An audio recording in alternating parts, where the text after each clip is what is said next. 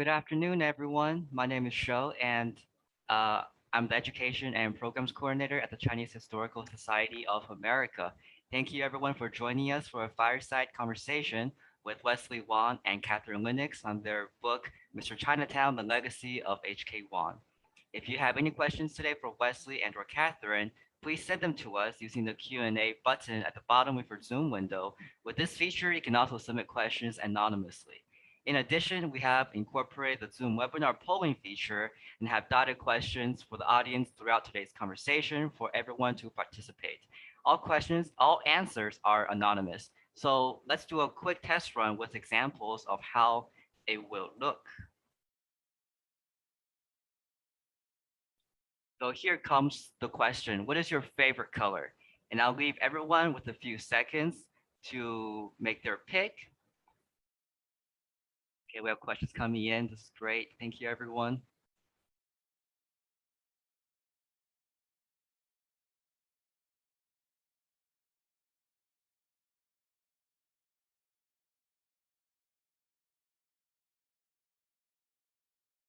Okay, and we'll close it in 3, 2, 1, and pull, and let's see the results. So it looks like blue wins out today, but also none of the above was also a popular choice. So we'll include more colors next time. So again, we have several questions planned, and please feel free to participate if you would like. And lastly, a quick shout out of thank you to our CHSA support team of Kimberly and Kevin. And without further ado, it is now my pleasure to introduce our guests, Wesley Wong and Catherine Lenox. Hi, Catherine. Hello, Wesley. Hi, how are you? Hi. Hello. So Wesley is the author of the book and the adopted son of H.K. Wong and Honey. He holds a bachelor's degree in computer science from the University of California, Santa Barbara, and an MBA from Santa Clara University. After 34 years in the tech industry, Wesley now works in his glass art studio, Glasstastic, in San Jose. Catherine, the co-author, is the owner and founder of Right Contact. She holds a bachelor's degree in English and publications from San Francisco State University and is based around the Seattle area. Catherine's father, Lionel Lenox, and H.K. were actually lifelong friends. So thank you again for joining us today, Wesley and Catherine. Really happy to have both of you here. Thank you for hosting this event. Yeah. Well, thanks to everyone who's attending. Yes, I think we all can see perhaps some familiar names in the audience today. So Wesley, to start off our conversation today, let's begin with the title and the cover of the book, Mr. Chinatown, The Legacy of H.K. Wong. Can you tell us a little bit about what it means to be Mr. Chinatown? Okay, my dad was the oldest son of 12 children in his family, and he was businessman, entrepreneur, a restaurateur, sportsman, journalist, promoter, community leader, historian, and watercolor artist. He had so much energy, he had enough energy for like 10 people. And he was pretty much a pioneer of many things that was associated with Chinatown. He was so well known in the community that Herb Cain, the columnist for San Francisco Examiner, gave him the nickname Mr. Chinatown. If he wanted to do anything within Chinatown, my dad was the go-to guy. Thank you, Wesley. And going through this book, and for myself, when I come across a new book, the first thing I like to do inevitably is to go to the table of contents. And what stood out to me when I opened this book was how the chapters are named, actually. So there will be a chapter on journalist, public relations, historian, cultural liaison. So Catherine, can you walk us through the thought processes of how you and Wesley decided to chapter the book this way? Well, the book was organized sequentially by a timetable of H.K. Wong's life from the time he was a child until his adult years. The first section of the book covers the early history of his life up until his marriage and subsequent adoption of Wesley. And Wesley can speak to that experience later. H.K. was a Renaissance man, so the rest of the book covers his talents from work as a businessman, restaurateur, sportsman to public relations professional, and organizer of multiple community events and activities. The book We Are about Bruce Lee is structured in a similar way and shows him as a unifier, athlete, thinker, and visionary. Covering the aspects of a person's life is a dynamic way to write a memoir because it gives the reader a sense of their full capacity of a human being. And that is certainly what we efforted and hopefully succeeded to do with H.K. Wong's life. And wonderfully done. I think it really does convey that feeling. Thank you, Catherine. And so Thank why you. don't we dive into one of the chapters? So the historian chapter of this book takes us through a timeline of Chinese publications and organizations in America. And Catherine, continue from the last question and going into this chapter, can you tell us a little bit about the Chinese Digest and the Chinese Pioneer Historical Society? Okay, the Chinese Digest, H.K.'s interest in journalism began with his writing of a column for the September 4th, 1936 issue of the Chinese Digest entitled Knocking Around. The column was a collection of events in the Sacramento Chinese community. The Chinese Digest was the first English language publication for Chinese Americans. At 12 years old, Qinghua Li had decided to set the record straight about San Francisco Chinatown. He followed tourists in the Chinatown After Dark tourist guides around at night, loudly contradicting what the guides had to say. The publication, the Chinese Digest, grew from Li's belief that the truth about Chinatown needed to be told and to preserve Chinese traditions in Chinatown. Now, the Chinese Pioneer Historical Society, and I'm reading from my notes just to be sure I get all the facts straight. H.K. and his friend William Bill Hoy were friends long before World War II. In San Francisco Chinatown, they met friends for coffee and conversation at the Fong Fong Cafe. Hoy loved to talk with the old timers there and hear tales of the early migrants. He told H.K. that after the war ended, he planned to live in the motherlode country and attach true names to stories the old timers told. He planned to research their family histories and document their ancestral names. In the early 1930s, Hoy traveled through California to interview Chinese families about their histories. His documentation of their stories became the foundation of the Chinese Pioneer Historical Society, which he founded in 1935. When Hoy died suddenly in 1949, the society dissolved. But that was not before H.K. had developed an interest in the organization. In 1962, H.K. took the artifacts he had collected, gathered Hoy's interviews, and with the help of Thomas W. Chin, C.H. Kwok, Qinghua Li, and Thomas W. S. Wu, DDS, H.K. re-energized the Chinese Pioneer Historical Society. In addition to H.K.'s contribution to the museum, the society was given relics from the last of the Chinese stores in Chinatown that had served as headquarters for the Chinese arriving and departing from San Francisco. An entire basement of personal belongings and papers that were never claimed, dated shortly before and after the 1906 fire and earthquake, were retrieved.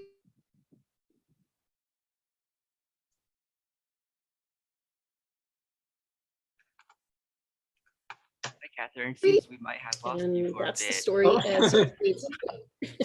Catherine, oh no, I think we missed the last 10 or so seconds of your information. Could you say that again for us? We lost you after the fire. Oh dear. See if I can find where we were.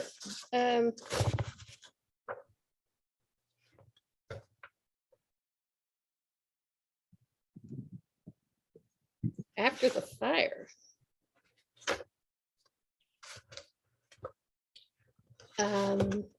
I don't think I had mentioned a fire.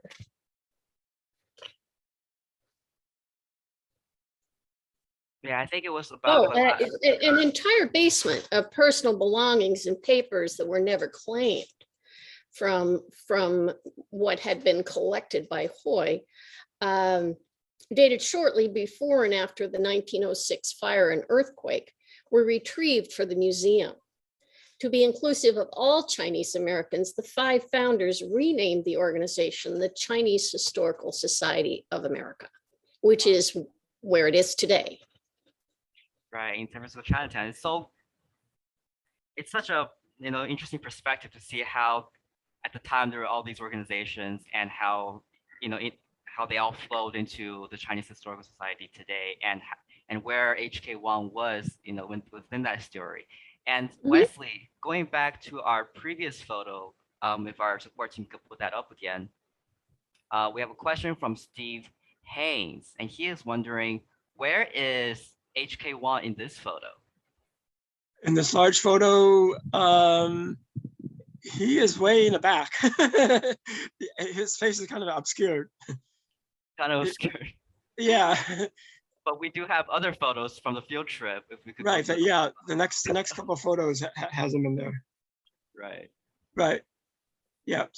So the one with the well, that's with my dad with his camera, and that's me as a 6-year-old in Hanford, California. So when the organization was first started, they conducted a number of field trips to these historic sites in the motherlode country to just to kind of introduce the membership to these different sites, and also to collect artifacts. And that was in 1965, I believe. And so the organization had a number of these field trips. Right. And that trip to collect artifacts, Wesley, wasn't there an adventure here in California where I think they rode in a car in the valley? Could you share with us a little bit about that trip? Which one?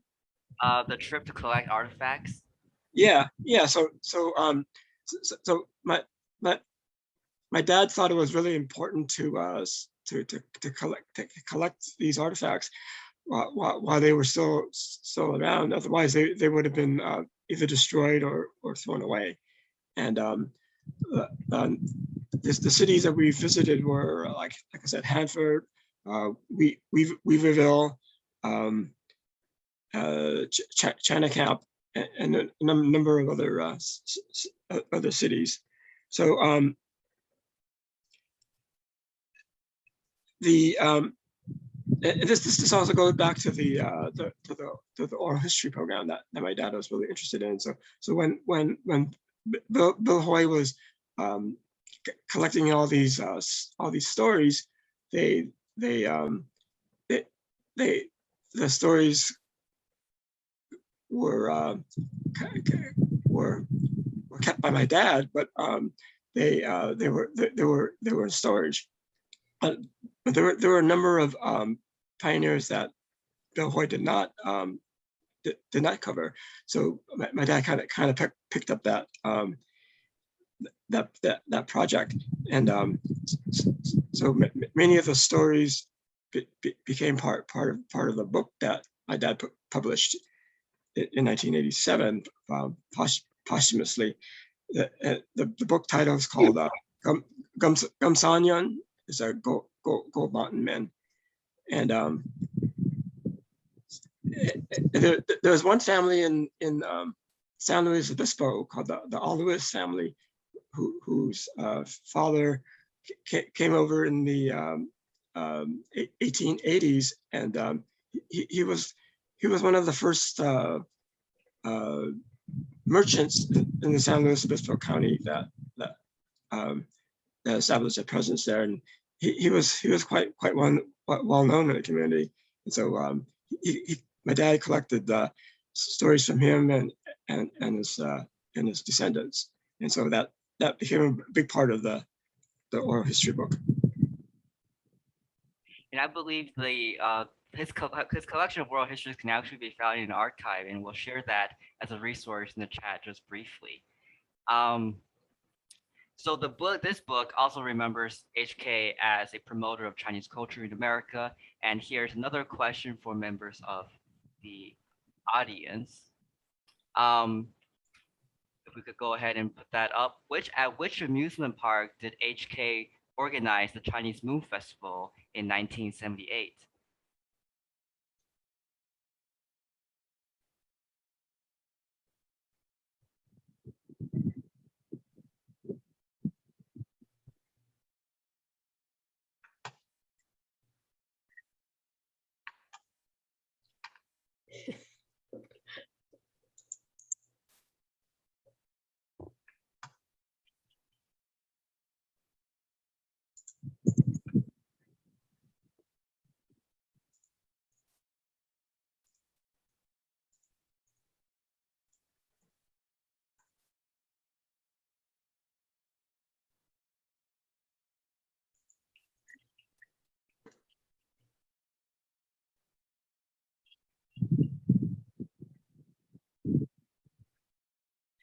Um, so it looks like we're having some technical difficulties there. But Wesley, could you tell us about the Chinese Moon Festival that HK Wong organized in 1978 here in California? Okay. My, my dad really enjoyed the Moon Festival because it was a time of year to get family together and celebrate the autumn harvest. So the Chinese hospital was at that time raising funds for the renovation of the hospital. So they put together a kind of a contest to raise funds, and the contest was called the Emperor of the August Moon. So the contestant who raised the most money for the cause was crowned the Emperor of the August Moon. So my dad at that time was into watercolor paintings. So he would auction off his paintings, or actually he would provide the paintings as a raise to raise money for the hospital. So so they ended up raising a lot of money, and so it became really successful. So then the following year, my dad knew the executives from the Marriott hotel chain. So they owned the amusement park at the time. So my dad thought, well, it would be a nice thing to combine the Moon Festival with the theme park. So he organized a kind of weekend festivities to introduce the Moon Festival to the greater public. So they had the Dragon Parade go through the park, and they had like martial arts demonstration and drum and bugle corps. So before the event, you can see my dad had a press conference with Bugs Bunny at the Empress of China, and that became a really big hit, and it became really successful, and it drew a lot of people to the park to introduce them to the Chinese Moon Festival, and they had named my dad the mayor of the park for the weekend. So that was a lot of fun. So fun. And I just learned that, like you mentioned, the press conference was at the Empress of China, and I believe HK1 also have a story there as a restaurateur. Could you share a little bit about that with us, Wesley? Yeah. So my dad was he started off as a hardware salesman. He had his hardware and furniture store in Chinatown for over 40 years, from the 1940s to the 70s, and he eventually sold the business to his one of his employees, but during that time, towards the end of the hardware business, he met up with his business pals, and this was around 1961. The Tom family had just purchased a building in Chinatown, and they were deciding what to do with the building. So my dad happened to be in Chinatown while the owners were looking at the building. So what are we going to do with this new building? So my dad and his friend Fi Jun was there, and they said, well, why don't you tear down the building, build this high-rise building, and we'll put a restaurant on top. So they eventually did that, and it became one of the most elegant and top-notch Chinese restaurants in the city, and that's where all the parties and celebrations took place, because it had one of the largest banquet facilities in the area, seating up to 600 people. So it was a very popular restaurant at the time. So my dad would do a lot of business meetings there, and it was perfect place to have dignitaries and do things like press releases there. Thank you, Wesley. And for anyone who wants to have a sneak peek at some of the recipes for the book from the Empress of China, they're all in the book here. So you'll be able to find a lot of cooking inspiration there, I'm sure. And so continue on about the importance of having a large venue to host big events. That's very important in Chinese culture. I believe HK also organized a lot of Chinese New Year celebrations. And one question I want to bring up for our audience is, in 1976, where did HK organize the Chinese New Year Festival of 1976? So we have Boston, Las Vegas, or Los Angeles.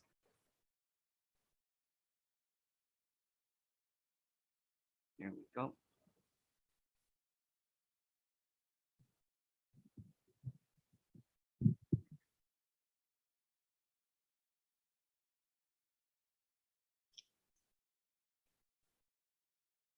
Okay.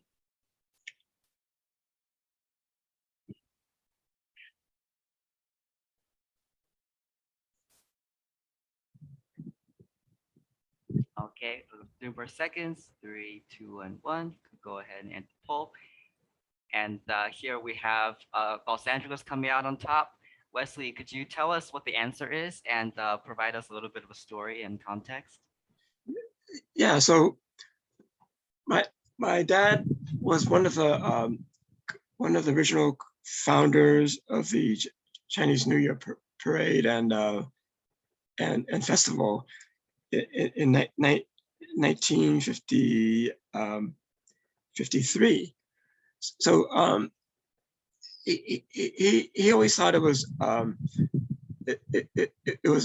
really great time to celebrate the New Year's, and at that time the Chinese New Year festival was pretty much a local affair. So he had the idea of opening up the parade and festival to a greater audience. So he was able to convince the Chinese Chamber of Commerce, since he was a director of the chamber, to have a big celebration for the general public. So it became really popular, and the parade itself is like one of the top 10 parades in the world now. And so around the early 1970s, the casinos in Las Vegas started to notice a greater Chinese Asian population started to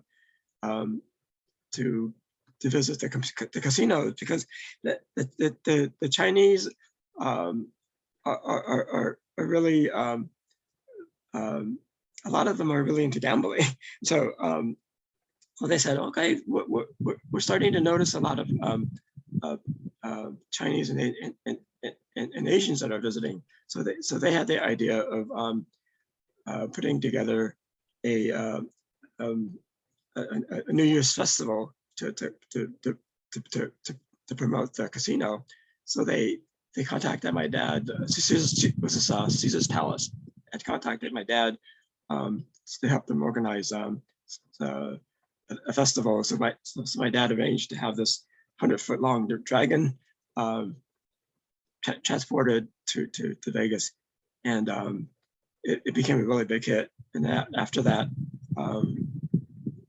Las Vegas started to include that festival every year, and it spread out to the other casinos. So that's my dad had a big influence in spreading that. Right. And what really stood out to me about this celebration was how far-reaching HK's activities were. However, this was not the first New Year festival he would organize. The book mentioned that up until 1953, Lunar New Year's had been largely private affairs. Wesley, Right. could you tell us about the vision he had for the future of Lunar New Year festivals in America and what he accomplished? Yeah, so like you mentioned, it was pretty much a private affair between families, but he thought, well, let's introduce it to more people. So so they'd actually the first parade, they actually closed down Grand Avenue to do the parade, and this was a big deal. And he having the hardware store at that time, he donated a lot of the materials to set up bandstands, and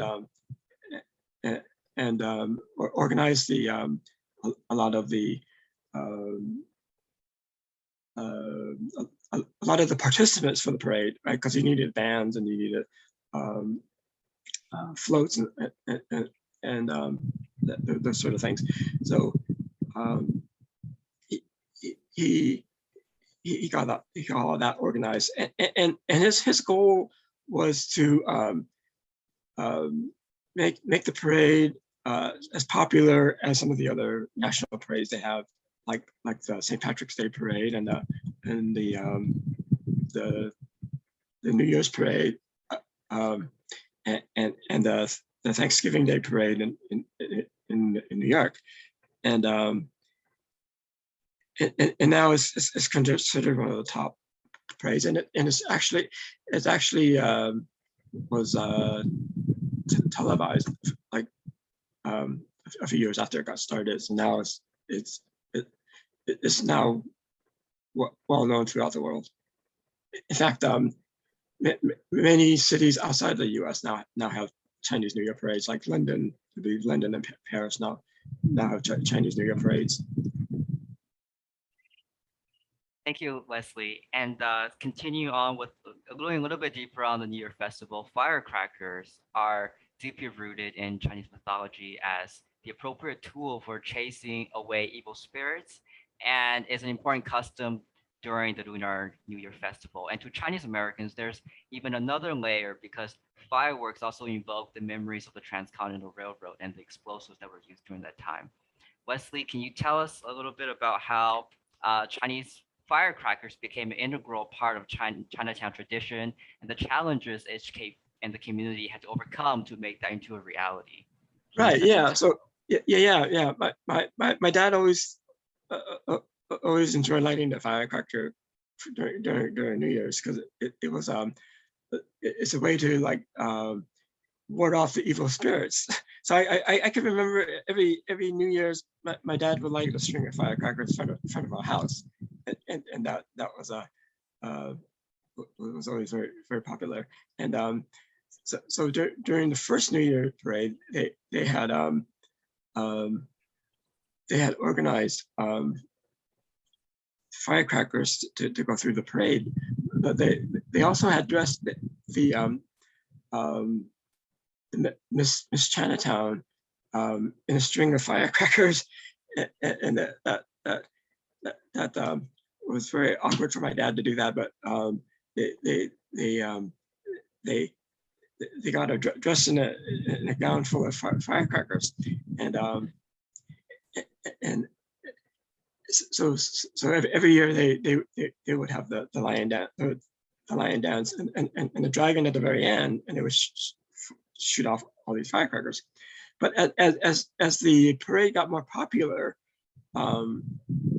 this I think about maybe 5 years after the initial parade, the city decided to that year to ban the use of firecrackers, just as a safety precaution. But my dad and the Chinatown community was in an uproar for that, because the firecrackers are such an integral part of the festival and in Chinese culture, that they had threatened to boycott the parade that year. So after much resistance, the city leaders relented, and in fact, the parade got so large that they weren't able to accommodate the parade down Grand Avenue. So they eventually routed the parade down Kearny Street, and because the street there was a lot wider, and initially there was a lot of resistance to that as well, because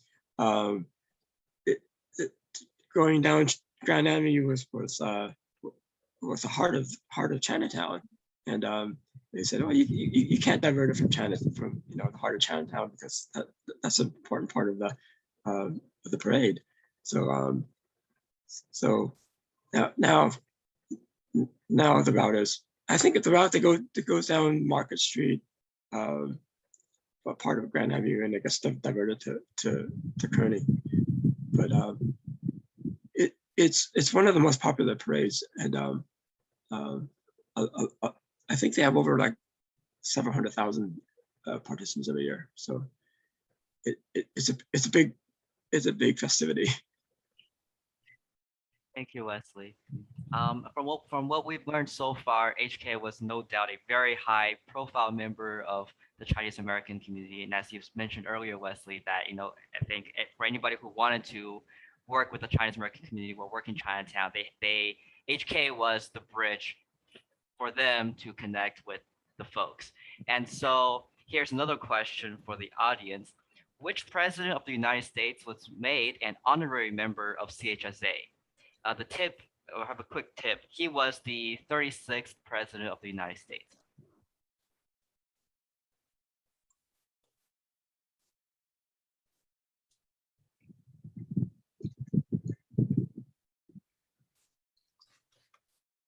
Nice to see all the responses flying in, and I'll end this in 3 seconds.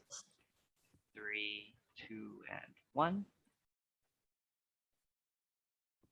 Catherine, could you reveal the correct answer to us and give us a little bit of a background to that story?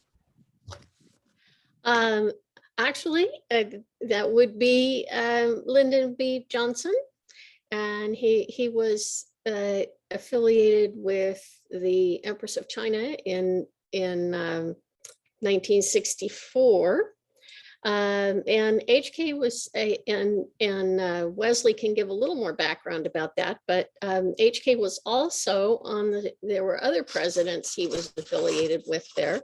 He was on the San Francisco Chinese Committee to elect Hubert Humphrey for president in 1968, and also hosted a reception for Jimmy Carter at the Empress of China restaurant during Carter's campaign visit for president in 1976. On October 7th, 1976, HK presented one of his bamboo paintings to President Jimmy Carter during one of Carter's campaign stops for president at the Sheraton Palace Hotel in San Francisco. On the back of the painting, he wrote, H.K. wrote, the bamboo is a symbol of growth, strength, and the ability to bend with the wind and not break. That is Governor Jimmy Carter, our next president of the United States. H.K. had completed the painting in the morning just before meeting Jimmy Carter that day. After the visit, H.K. received the following letter to H.K. Wong. The bamboo painting is beautiful. If this is any indication of your talent in this medium, you will be assured of great demand of your artwork. Please give my regards to the staff of the Empress of China. Rosalind and I look forward to returning someday for more of your warm and gracious hospitality. Sincerely, Jimmy Carter. So Wesley, do you want to speak to Lyndon Johnson? Yeah. So in 1963, when the Historical Society was formed, they decided to make President Johnson an honorary member of the society. So the White House at that time was organizing the first foreign press association gathering at the White House. So that my dad being part of the Chinese press, and being a journalist and one of the editors was invited along with CHSA as two founding directors of the society. So they traveled to Washington D.C. for that foreign press association gathering. I believe they had around 200 members of the foreign press, like from all over the world, and part of that gathering, my dad presented the Chinese scroll to President Johnson, and it was quite an event. And as part of the visit, I remember my dad received a bronze medallion with LBJ on it. So I still have that, and it's a great memento. Thank you, Wesley. And speaking about foreign relations at the time, what really impressed me about what H.K. Wong did was that he was connecting the American community to both the government in Taiwan and also in China, and I think that was quite a thing to do at the time, and I think really a bridge for people of all backgrounds. Yeah. So let me speak about that a little bit. My dad was really interested in promoting San Francisco and Chinatown in whatever way possible. So my dad was part of many of Dianne Feinstein's, who was mayor of the city at the time. And one of the committees he served on was the San Francisco Taipei Sister Cities committee, to kind of bridge relationships between Taiwan and San Francisco. And he was also part of Feinstein's Shanghai San Francisco Sister Cities committee, and which is still going strong now. And not only did it bring, it opened like commerce between the two cities, and also cultural exchanges and art exhibits, and that was really important to my dad.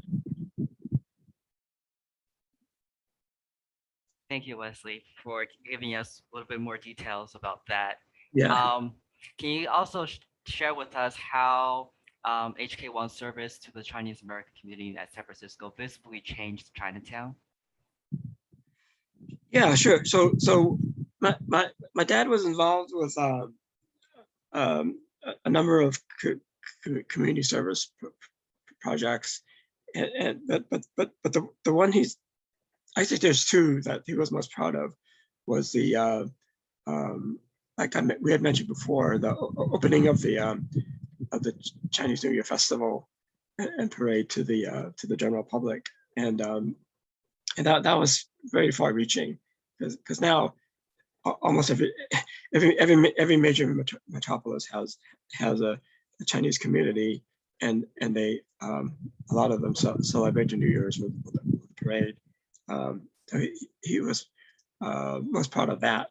But the second thing he was most proud of was as a co-founder of the Portsmouth Square Garage. And after introducing the Chinese New Year parade and festival to the general public, he thought, well, it might be nice to bring in more visitors to San Francisco. Not only boosted the economy of the community, but just to introduce more people to Chinatown. So he thought, well, if we get more visitors to Chinatown, it's going to kind of overload the parking situation of Chinatown. So he had gathered a number of his business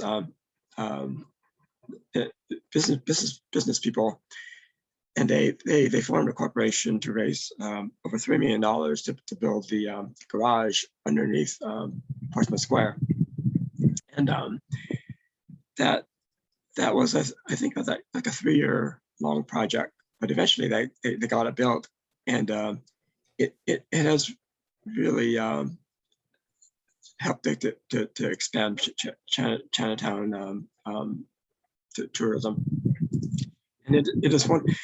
The garage has actually paid for itself manyfold, and it's one of the few garages that serve that area, and you know how difficult it is to find parking in San Francisco. Mhm. Yeah. Yeah, your father was definitely a very forward-looking man. He saw the Yeah. problems would have today. He said, Yeah. "You know what? I know what to do." Yeah, and then a few years after that garage was built, there was still a strain for even with a 500 capacity garage, it still was not enough to serve the public that was going to Chinatown. So he was one of the organizers to construct a second garage that many people don't know about. He wanted to put a garage underneath the Chinese playground on Waverly, Right. but there was a lot of resistance to that, and it never went through. But had they opened the second garage, that would have really helped the parking situation. But yeah. Yeah, Winnie from the audience actually just mentioned that she parks at that garage all the time. So Yeah. being put to very good use. Yeah. And another point when we talk about the visibility and changes of Chinese culture and the Chinese American community, we can't miss the opportunity to talk about media, theater, and film. And one such production I want to bring up is Flower Drum Song, a name of many mediums. It's a love story set in San Francisco Chinatown, where the worldview of a Chinese immigrant family clashes with the westernized attitude of their American-born Chinese youth. So for some background, Flower Drum Song was originally a 1957 novel written by C.Y. Lee, a Chinese-born American. A year later, it was turned into a Broadway production and then into a musical film in 1961. Wesley, could you tell us a little bit about how H.K. got involved in the film production, what he did for it, and the legacy of the Flower Drum Song today? Yeah. So the book, of course, was written by C.Y. Lee, who was a really good friend of my dad. And so when they approached C.Y. Lee to do the Broadway play, my dad was invited to visit New York to see the Broadway play. In fact, the photo you have up there is my mom and dad with Rodgers and Hammerstein at the first anniversary of the Broadway play. And so since my dad was so well connected with Chinatown, they the producer Ross Hunter had tracked down my dad Chinatown to see if he was interested in being one of the technical directors, technical advisors for the film, and so. Yeah, I think in the book, one part, I think he met your father at a cafe. He found the him, cafe. tracked him down. Yeah. So, but Ross Hunter kind of tracked him down at the, I think it was Fong Fong's Cafe, and my dad happened to be wearing his tie from the hardware store that had his name on it, and that's how he recognized my dad. And so they struck a conversation, and my dad said, yeah, so he couldn't turn it down because it was another way to kind of promote the Chinatown. So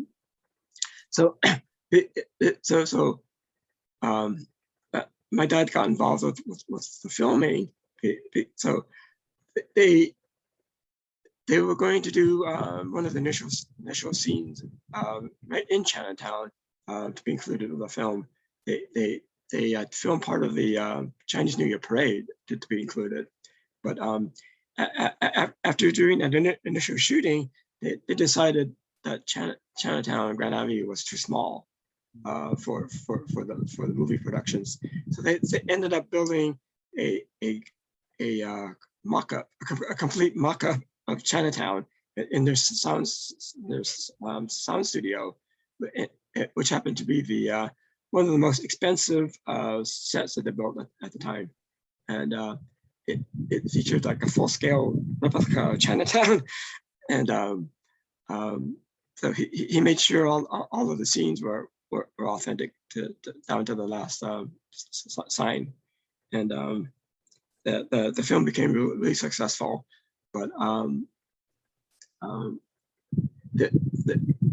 lot of it kind of portrayed the Chinese culture in a very kind of stereotypical way. But I think that the movie, the play was reimagined in the early 2000s for the Broadway production. And then I just recently read that they're going to do a reimagining of the film version, so to make it more contemporary. So that's a good thing. Yeah, it's good to see the production live on in our modern imagination. Yeah, yeah.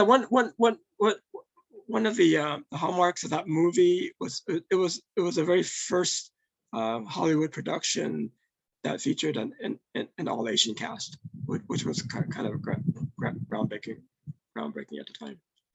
But now they have a lot more movies like that. So it's good to see more Asians involved in the Hollywood scene.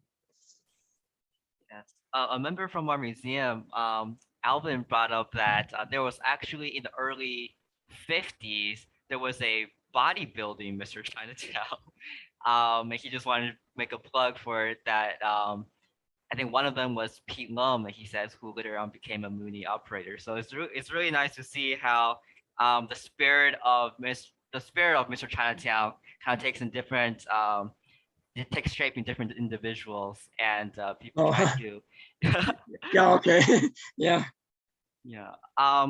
So moving on, Wesley, so far we've learned about so many different roles that your father played and the impact he made in San Francisco Chinatown as a historian, journalist, and just a very public-facing member of the community. And I can't imagine what a mentor he must have been to the people around him. But I also can't help but to wonder, what was he like as a father? Can you share something about this with us? Yeah. So my dad was a natural salesman, so and he was so likable that within like 5 minutes of meeting him, you're already his friend. And he has so many friends all over the world, that he I remember at home he had a Rolodex. That's how they collected contact information, and he had 2 of these. Like, they were completely filled, and he must have had over 1,000 friends. And being a really active person, he loved to play tennis, and so every weekend he would go across the bay and join his friends in tennis.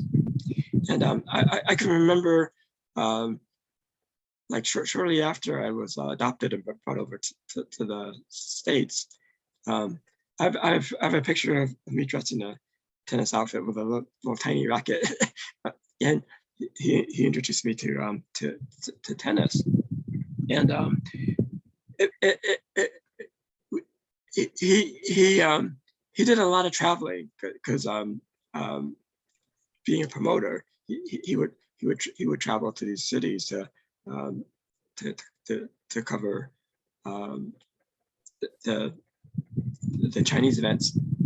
So every time we traveled, we would always pack our tennis rackets. And the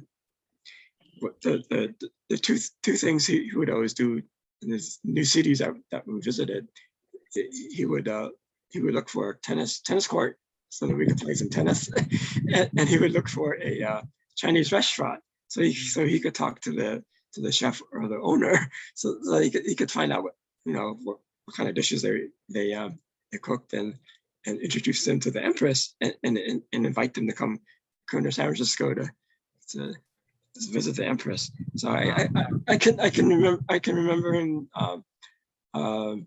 just making friends like really easily, and being like you said, he was a mentor to a lot of people.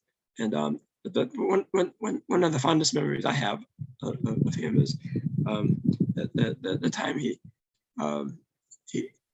took us to his friend's farm in Calistoga, and he taught me how to fish, and I still love to fish to this day. And another memory I have with my dad was him teaching me how to drive a stick shift in the hills of San Francisco.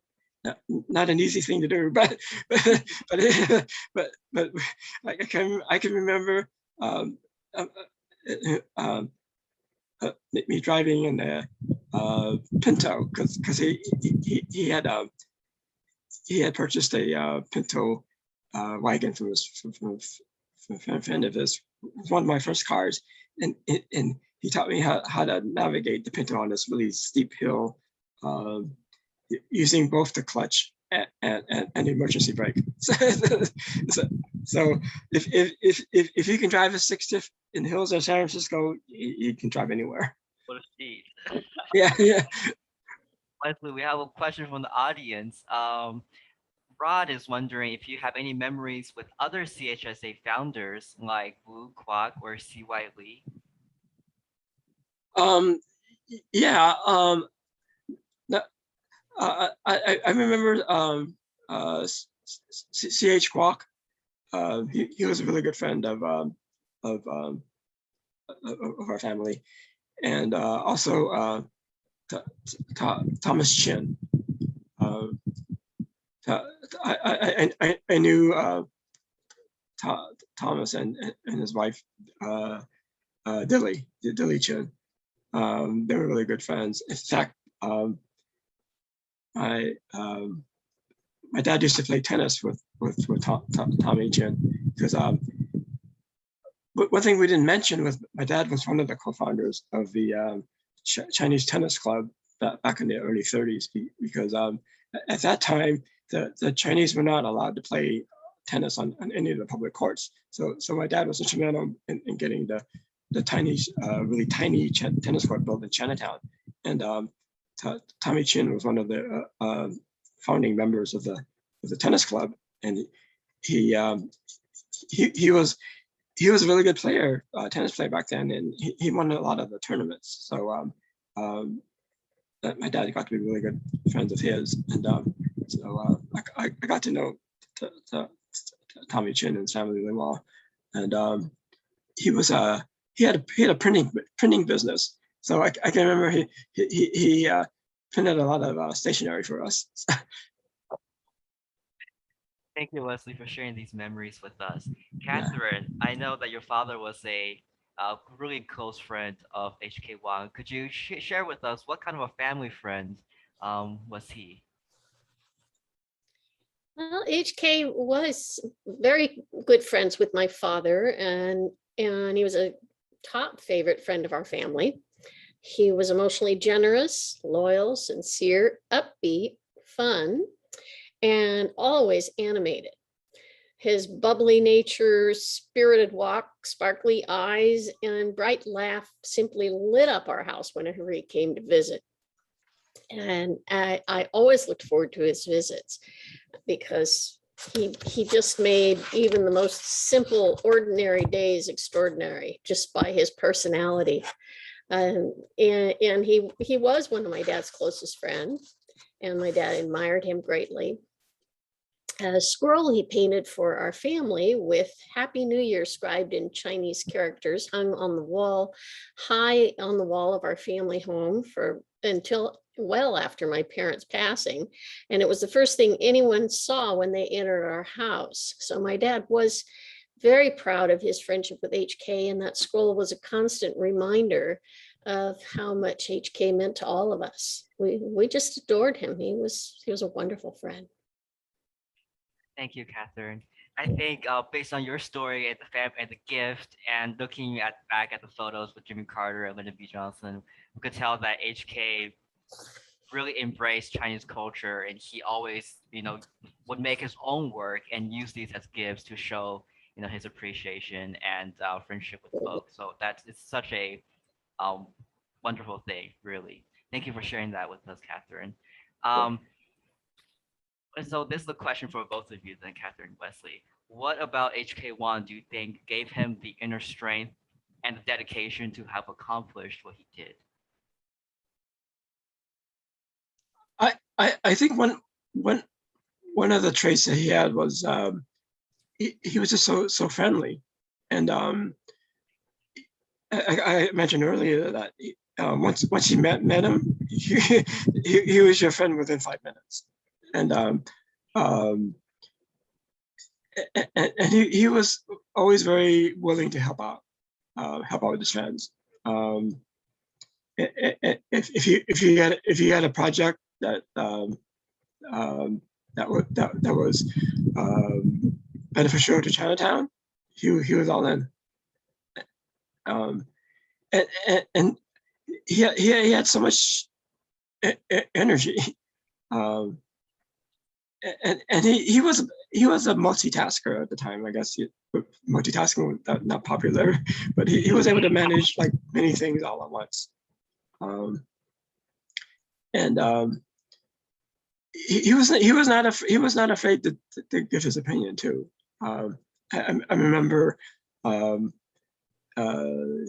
he would always have arguments with my mom. My mom was very opinionated, so they would have always have these discussions at home. And he was a Taurus, so he had a very fiery disposition. You didn't see it in public, but at home, that's the way it was. And he was always very generous with his time. So he was always willing to share what he had. I remember one of the visits to his to China, 1975, when he visited his ancestral home. One of his relatives asked him, "Well, are you considered rich in the U.S.?" And my dad said, "Well, I'm not rich in money, but I am rich in friends. I have a lot of friends, and friends who were willing to support him.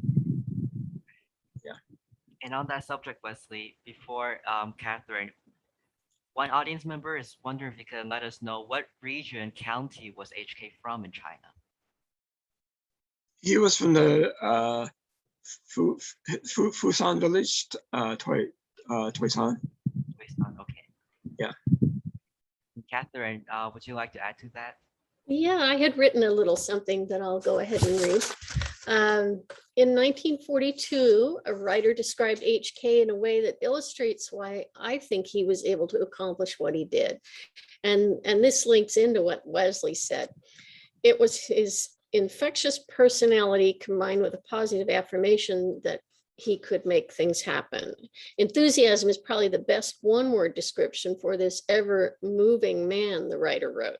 From the moment he hops out of bed in the morning until he drops off to sleep, he bubbles from every pore. If you're engaged with him in conversation, the sooner the spontaneity rubs off, you might very easily be volunteering on his latest project. Underlying HK's zest for building and promoting Chinatown was his irresistibly positive personality, bubbly spirit, engaging smile, sprightly stride, and spirited laugh. I feel it was his belief in the inherent goodness of humanity that motivated him to work tirelessly to promote Chinatown in every way possible and work toward unifying the Chinese community with the rest of San Francisco, the country, and the world. And because he was so likable, as Wesley mentioned, he made friends instantly and could talk comfortably with anyone. His wide smile was so warm and welcoming. They wanted him to be a part of their life, their community, their talk show, their fundraising, and their outreach and promotion. He simply had an uplifting effect on people, and everyone he met became a part of his expansive network. In fact, his engaging manner drew them in so much that they ended up volunteering in whatever cause, event, or political candidate he was backing. When he started to talk, he was very convincing. He was a fabulous salesperson because he had a deep belief in his causes. So I fully agree with Wesley when he describes his dad as having those characteristics because he just exuded them. People wanted to do things for him, and so things got done. Yep. Yeah. Thank you. And continuing from that, then, and this question goes to the both of you again, Wesley and Catherine. How did you decide to collaborate to write a book about H.K. Wong? How did you get in contact? What was the story there? Well, we decided to honor our fathers and their friendship by rekindling ours and by writing the book. Wouldn't you say, Wesley? Yeah, and Catherine and I had met each other when my family was visiting her parents in Santa Cruz, and I think we were teenagers at the time, and and we had lost contact over that stretch, and it wasn't until I was part of the Empress of China. I became a director of the Empress after my mom became less mobile to go to the meetings. So around 2014, the restaurant had closed, and a few years after that, the corporation decided to dissolve. So in the process of dissolving the corporation, I got in contact with the shareholders, and by that time, Catherine and her sister had inherited her parents' shares, and so I had contacted Catherine to turn in her shares, and so we got to talking and found out she was retired from her professional writing job and was now doing ghostwriting for people. And I thought, wow. It was good timing because I had always wanted to write the story about my dad, and not being a writer, it would have been like really difficult for me. It would have taken forever. So I thought, well, let's collaborate, and I think it was meant to be because it worked out really well. I had all these boxes of materials from my dad, and it was quite a process to sort out everything. But Catherine was very helpful in doing that. So it became I think about it on a 2-year project, but it worked out well because she was a professional writer, and I supplied all the history and the source material for her. And it was a joy to write because I was so fond of HK that I could hear him spiriting me on as I was writing. I could hear his voice saying, "You can do this, carry on." And a lot of the books has passages from his writings as well, because my dad has such a really colorful writing style that it pretty much puts you into the story. And we tried to incorporate a lot of that. Thank you, Wesley and Catherine. And we have a question for you, Wesley, from the audience. Anna is wondering if you could tell us a little bit about the circumstances of your adoption. Was this common amongst the Chinatown community at the time? Yeah, so this was in the early 60s, and no, it was not common in the Chinatown community. My parents were much older when they started the adoption process, because my dad was probably in his 50s, and my mom was like in her 40s, and they had been married for a few years, but they were not able to conceive children, so they just decided to go through the international adoption services. So they contacted the service that had a branch in Hong Kong, and it turned out that as a social worker that was assigned to my case, I was in the orphanage because they had found me as a 2-year-old abandoned in the streets of Macau, kind of screaming and out of sorts. So the police who picked me up tried to locate my parents, but they couldn't find them. So I ended up in the orphanage really sick because I had a lot of medical problems. So being in the orphanage for a couple of years, the social worker had I said the orphanage had about, I think, 50 or 60 little children, but the social worker that was assigned to my case had number of prospective adopted parents, and she matched me with Honey H.K. because they were very, very involved with the community. They were really well established. They were Cantonese speaking, and so it was a really good match. And it turns out that the social worker was a sister of a longtime friend of my dad's, well before the adoption. So they had found that connection there, and I think it was meant to be. Really, friends all over the world, Wesley. Yeah. Yeah. Opening up and sharing this, very personal, history with us, and we appreciate that. We have another question from Rod coming in just now. This goes to you, Wes, and Rod is wondering, have you been to Macau? Have you revisited?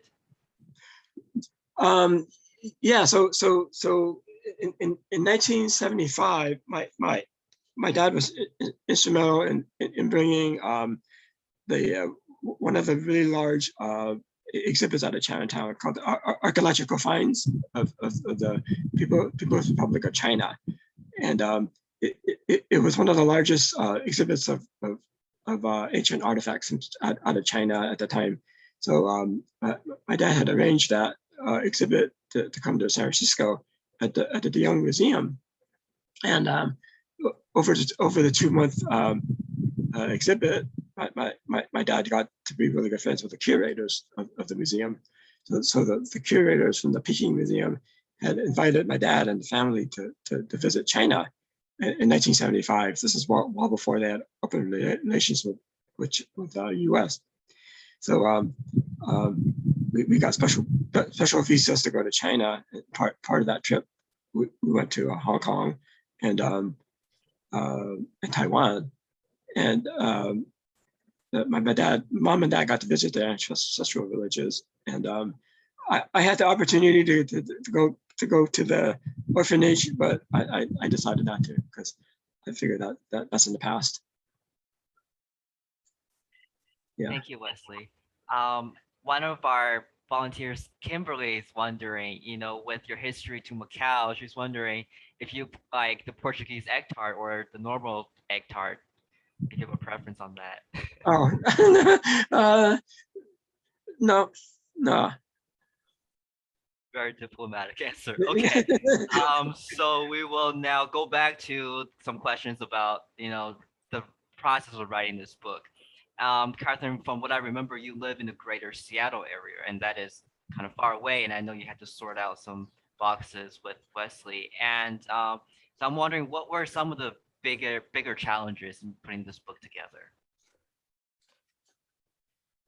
Well, first off, H.K. was a very prolific storyteller in his own right. And as a journalist for numerous publications and a frequent diarist, he left behind numerous boxes of written materials, as well as countless photographs.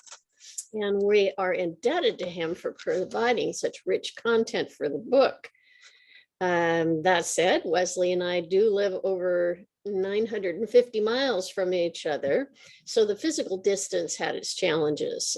Initially, Wesley had to sort through the content and create a working outline for the book, and then I drove to California and brought back the numerous boxes he had sorted home with me to use as reference for my writing. And after I sorted through the content and used Wesley's outline as a guide for shaping the book, we met numerous times over Zoom to be sure I had accessed everything that needed to be used from the boxes and that we hadn't missed anything.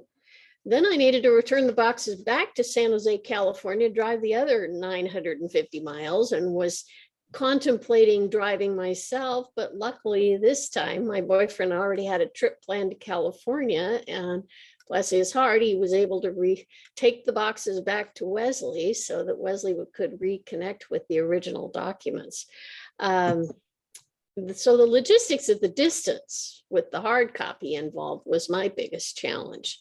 And then also sorting through piles and piles and piles of clippings and articles and all of the content required a lot of focus. Plus, as a diarist, H.K. wasn't always sequential.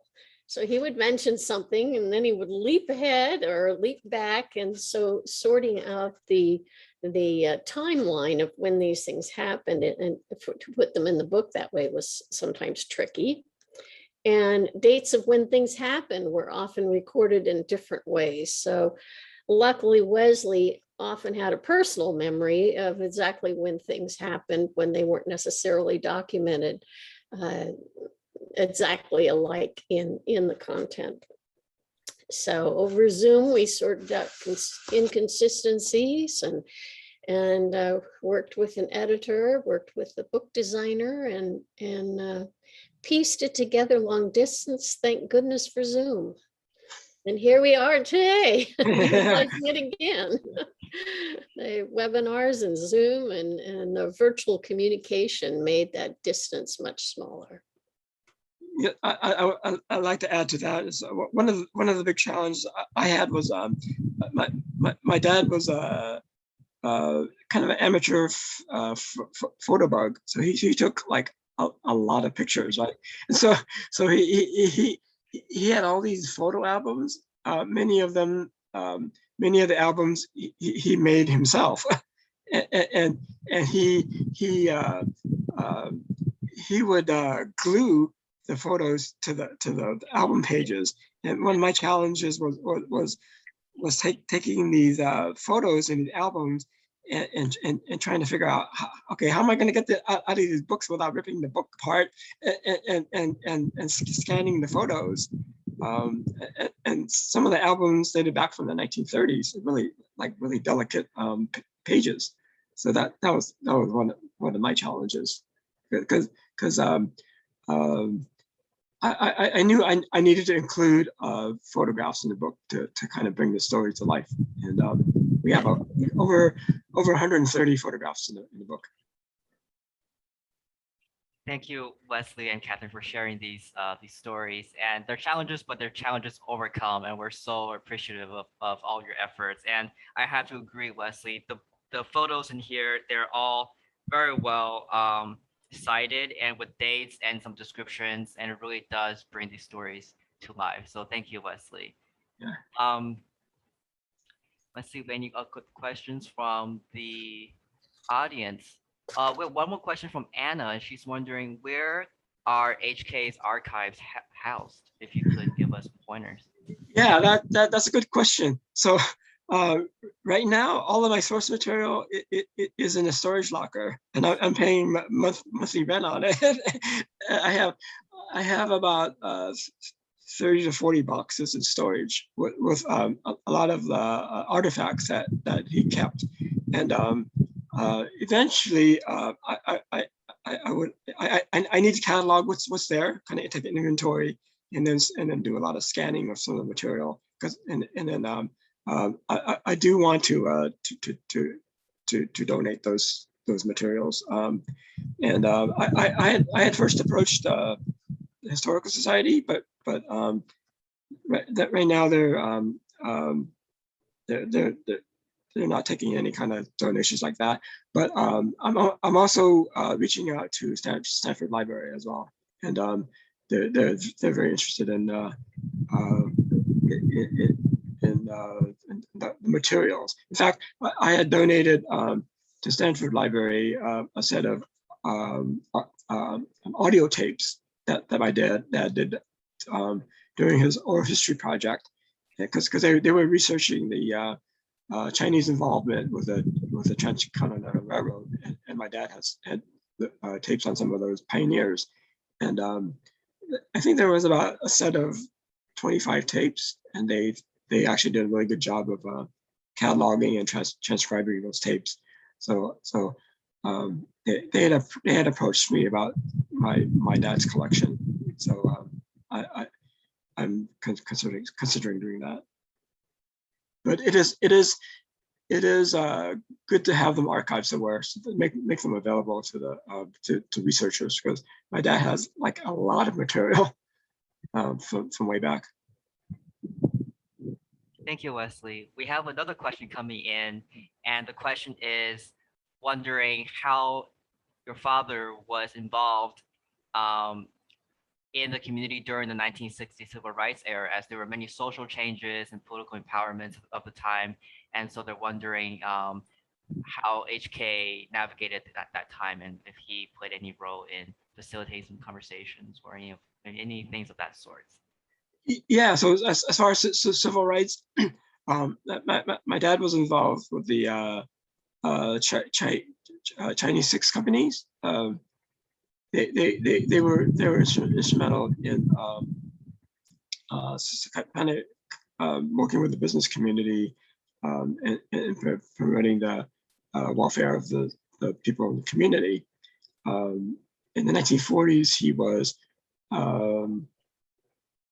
executive secretary of the organization, and in the capacity, he got to work with a lot of the civic leaders, and in fact, he got to know a lot of the mayors of the city. So he got involved with Mayor Christopher, Mayor Shelley, Mayor Alieto, Mayor Feinstein, any community or political issue that came up that involves Chinatown. My dad was involved with that. But as far as local politics, he was not, he wasn't really not involved politically, but anything that involved, any kind of social change, he was there. And he always supported like efforts to improve like the Chinese hospital, any of the benevolent associates, like the family associations. If they needed support, he was there. Thank you, Wesley. And now I have a question for both Wesley and Catherine again. What tip do you have for those in the audience who are also interested in doing research on the history of their family in America? Do you have any tips based on your experience writing this book and doing research for it? Do you want me to? I'll start. One thing that is really important is to start talking with your parents while they're still around. But one of the regrets I had was not speaking to my mom about her early days and how she actually came to meet up with my mom, with my dad, because I never really got the story of how the two of them met. and that's something I never asked my mom. And when I asked my uncles and really close friends of theirs how they met, none of them knew. And that's I kind of speculated how they met, but I never really got the true story. So my advice is to talk to your parents about their early days, and grandparents if they're still around, because once they're gone, you can't ask them. Oral history is so important. Yeah. So I fully agree with Wesley, and what I had jotted down here is I cannot stress enough the importance of oral tradition. William Hoy knew the importance of capturing these types of stories from the elders of Chinatown. So talk with the elders in your family, ask them about their memories, see what documents, letters, or other materials they've saved through the years, talk to them about their stories. Also ask their friends. This is a process I go through when I help people write memoirs. I talk to everyone who is in any way, even remotely connected to the person who I'm writing the story about. Ask their friends if they have letters from your family that were sent to them, or special memories, or if there are articles or publications that mention this person. If the elder generation has passed on, ask their children what they remember. I had one instance where I wrote a book for a family and they wanted me to bring their deceased father alive. And I was able to recreate him, even though I didn't know him. I was fortunate to have known H.K., but in some cases, I don't know the person I'm writing about. And I was able to create a person from getting all those memories from all these people, so much so that the son in the family said, "That's my dad." You caught him. And so I think that you can get an enormously rich catalog of information from the people that were close to the person you're wanting to document. Firsthand accounts are the best way to go to ultimately make it the story more interesting. But secondly, you'd be surprised what you can find if you Google the names of the relatives you want to learn about. There's tremendous information, plethora of it online, and it can lead you in all kinds of interesting directions. I just, as an experiment, did a Google on my own family name, my grandfather's name, and discovered all kinds of things about him and chapters in books that he had been affiliated with different people who had written about experiences. And oh yes, Lionel T. Lennox was at the table and here's what he did. And that's fun. But yeah, that's what I would recommend is like Wesley said, talk to the elders in your family and also go online and research directly there. there are a lot of powerful tools we have now at our fingertips. Oh, we do. It's just wonderful. It's so much easier than it was back in the day when you had to sort through the morgues at the newspaper Yeah. offices and Yep. newspaper after newspaper, and now you can just go on the line.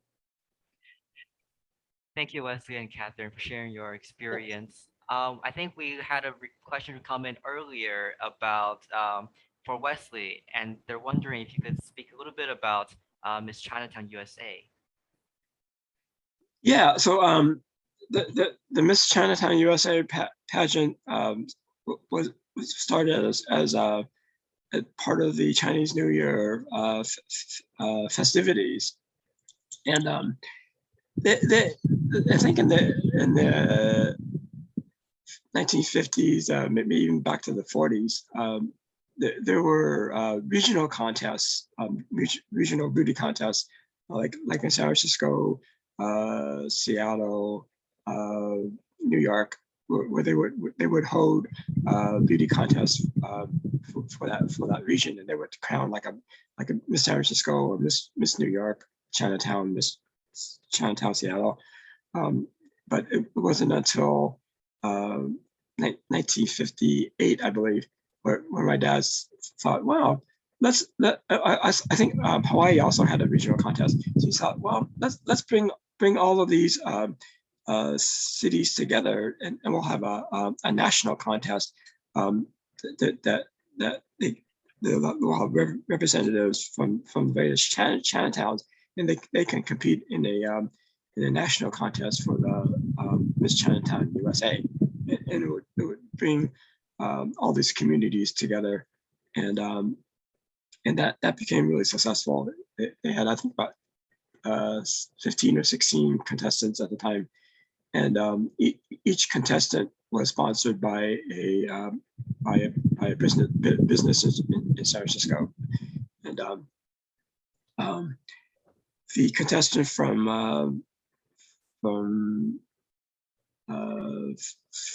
Florida, I believe, no, from New York, who was from Florida. Her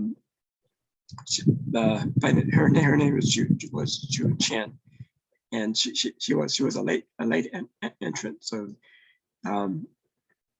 she wasn't able to find a sponsor. So my dad, being the organizer of the contest, said, "Okay, I'll have my hardware business sponsor Jude," and she ended up winning the contest, and the winner got these fabulous prizes.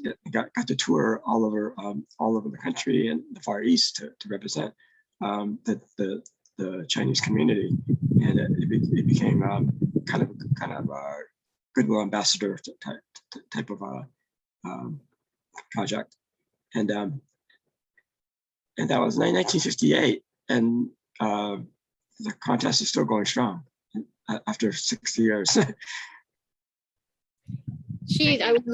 When I talked with June too, she said that she is invited to be present at the parades in Chinatown ever since, and I think they have her set off a firecracker or Yeah, like that. Yeah.